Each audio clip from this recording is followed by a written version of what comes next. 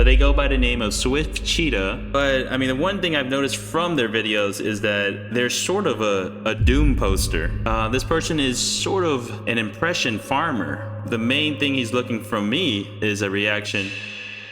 Recently, a YouTuber known as Ikazo made a video reacting to my video where I beat him in a 3v3. So today, I'm going to be giving my full response to his reaction and everything that he said about me. So make sure you watch till the end. So recently, someone made a video about winning against me in the finals, and I thought I would take a look at it. And you might be wondering who. To sort of give you some more context on who this person is, if you take a look at their YouTube channel, they've been playing the finals for a long time, it seems like a year ago. Before that, they used to play Valorant and Apex Legends. But I mean, the one thing I've noticed from their videos is that they're sort of a doom poster. The finals is dying. The final season 4 sucks. I understand why you might think this is doom posting, because I agree that some of these videos are negative. However, I'm just expressing my thoughts and opinions about the game. At the time of posting those videos, I genuinely thought the game was dying, and I wanted to explain why it was dying so that Embark could hopefully fix those issues. I'm not making clickbait videos to get free views. Instead, I'm showing my genuine thoughts about the game, even if they are negative. How do we go from the finals is dying and then going to the finals is going to die? It makes no sense. It makes no sense. Yeah, it might make more sense if you actually watch through the video and see what I'm talking about instead of looking at the titles. Take that as you will, but I mean, if you hate the game so much, stop playing it, all right? Stop posting videos about it. Once again, I don't hate the game at all. I post negative videos about the game because I want the game to become better. The negative feedback allows Embark to see what's wrong with the game, which then lets them see which problems they need to fix and how they can fix it. But it does seem like this person does provide some educational content, such as like tips, how you can reach top 500 the quickest way, which is a little bit paradoxical because if everyone can reach top 500 the quickest way, then the top 500 of that top 500 is going to be a lot harder. The video is titled The Quickest Way to Reach Top 500, not how everyone can reach top 500. So what you're saying doesn't make any sense.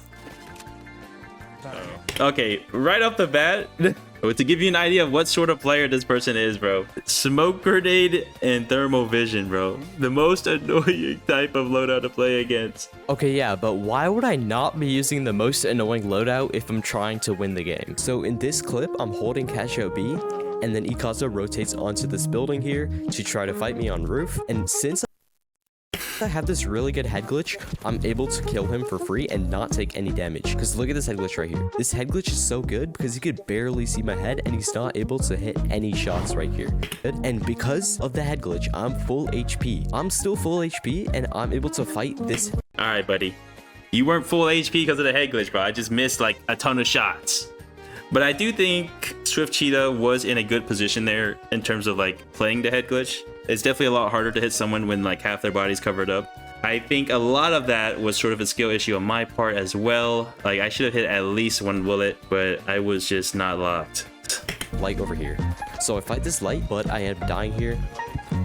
And it doesn't even matter if I do die because we have such a big advantage from that first pick that I'm able to get rezzed over here. And on top of that... Okay, well, saying that it doesn't matter if you die here is a little bit questionable, I feel like. And okay, so I die on the umbrella, but why? You don't need to drop. Like, you have high ground. You can see my body from where you are. I don't really see a reason why you want to jump down here. You don't even know your teammates are like 30 meters away. They're not really that close. If I didn't jump down, your light would have been able to grab your body and res. Since I was already full HP, it was better for me to take the fight so my teammates could trade me if I died. Sure, it was kind of a risky high roll play, but it was better to take the 50-50 rather than letting your team reset. And the same could be said if I didn't take the 1v1. With every choice you make, there's always risk involved. For example, if I didn't jump down, you could have easily won the fight since I didn't take advantage of my pick. If I did jump down, then you could have won the 50-50 too, and I would have died for no reason. So basically, there's never a guaranteed safe decision. I just thought that jumping down was the best decision in that moment. I also pick off this light here that I got low earlier, and then now that just leaves this one last light, so he's forced to rotate off and wait for his teammates to coin because of this head glitch at the start. This head glitch at the start Okay. Okay.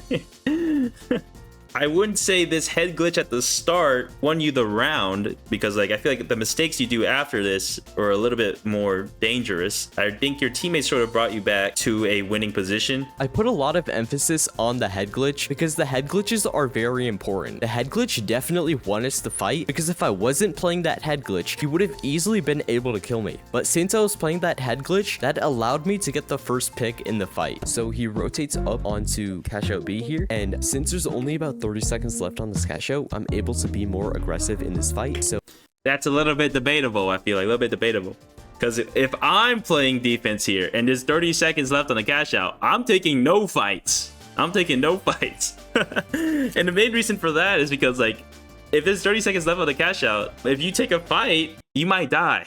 since there was not much time left on the cash out, even if I did die, my teammates would only have to stall for a few more seconds. So basically, I'm just saying that if I do die, we would still get the cash out anyway. So I can be a little more aggressive without the consequences. But what Ikazo said is also true as well. So if you die, you can't stall. If you can't stall, you lose the game. But I guess for lights, it's a little bit different because they don't really have stall potential. This person in particular has dash, thermal, smoke, and gateway. Not really things that can stop a steal. But even so, I feel like maybe you shouldn't be playing so aggressive. There's not that much time left. The main thing is like do damage, run away, just to stall time and to weaken them before they get to the cash out. Also, the best way to stall time is to hold your space. For example, in this clip, I'm playing on top of roof to make it harder for his team to take space. As a light, it's better to play far from your cash out and take as much space as possible. That way, it will make it harder for the other team to rotate on site to even fight the cash out in the first place. Therefore, it's better to play aggressive instead of hiding and giving them all that space for free. So even if I die here, it doesn't matter. So he ends up getting res on his teammate, and by the time he But okay, so his logic is that because he traded, it's worth it because there's no time left. But what if you had died and I stayed alive? It seems a little bit dangerous to always suggest that. Say for example, if I instantly killed him when he peeked me on that roof, he probably wouldn't be saying the same thing. That would have given us the same amount of time to go to the cash out, but they would be down one player. Yeah, so since I traded with a heavy, it made it much harder for them to steal. All I'm doing is giving my thought process on how and why I make my decisions. So if I did die, then I would explain what I did wrong. Then I would give my explanation of what you do after respawning. But like I said, there's always risk to every decision you make. And peeking you on roof was a good decision because I had a head glitch. So yes, you could say, what if so and so? But I'm not explaining how to win the fight. I'm explaining what I did to win the fight. And we get the pick on him, which puts us in a 2v3.